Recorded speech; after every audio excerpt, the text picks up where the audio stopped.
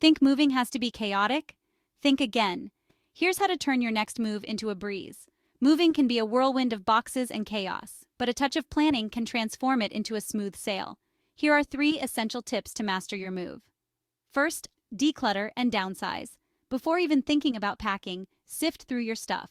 That sweater you haven't worn in years? Maybe it's time to say goodbye. Sell, donate, or toss what you don't need. Lightening your load means less to lug around, saving you time, effort, and even some money. Next, let's talk packing supplies. Yes, you need boxes, tape, and bubble wrap. But here's a pro tip. You don't have to buy everything. Chat with friends or hit up local stores for free boxes. It's good for your wallet and the planet. Now don't fall into the last-minute packing trap. Start early.